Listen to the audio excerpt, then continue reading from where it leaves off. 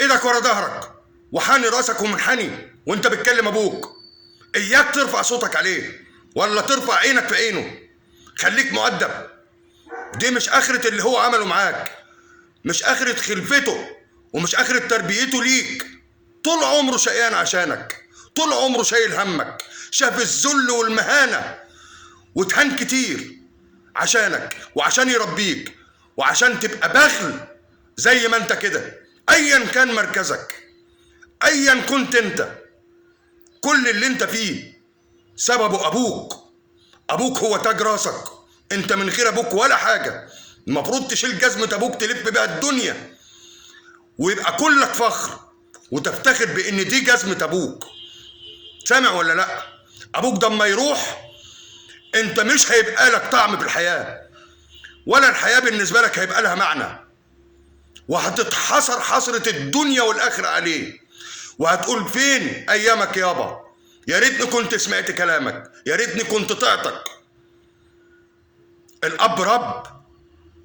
المثل بيقول الأب رب.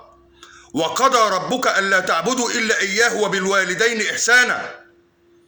ربنا سبحانه وتعالى جعل الأب والأم في منزلته، هو في المنزلة الأولى وهم في المنزلة الثانية.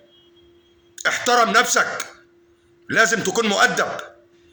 أنا شخصيا واحد من الناس عندي 54 سنة تقريبا، عمري ما سمعت من أبويا كلمة حلوة، عمري ما دعالي دعوة حلوة. طول عمره بيدعي عليا، وطول عمره بيشوف الخير هيجي لي منين وبيقف في وشه وفي طريقه.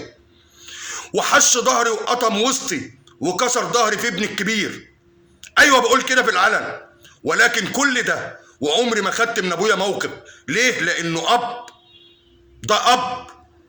عمري ما رفعت عيني في عينيه ولا جرأت ولا هجرؤ ولا هفكر في كده ابدا. ده مستحيل. هو ده الاب. سامع ولا لا؟ بكره تبقى اب وتعرف معناه ايه اب. احترم نفسك، لازم تكون مؤدب. يا كده يا اما ما تستحقش الميه البيضة اللي انت بتشربها. الكلام ده انا بقوله لكل اللي ما يعرفش معناها ايه اب. الاب ده حاجة كبيرة قوي. الاب ده حاجة كبيرة قوي، لازم تكونوا فاهمين. الشباب بالذات بتوع اليومين دول، احترم ابوك ولازم تكون مؤدب. ترفعش عينك في عينه، اوعى تجرؤ، اوعى تسلك نفسك ترفع عينك في عين ابوك ولا تشوح له حتى بايدك. دايما تقول له حاضر، حتى في الغلط تقول له حاضر. سامع ولا لا؟ ابوك ان قال لك زي ما بيقولوا كده ارمي نفسك في البحر، قول له حاضر وتنفذ. الا الشرك بالله.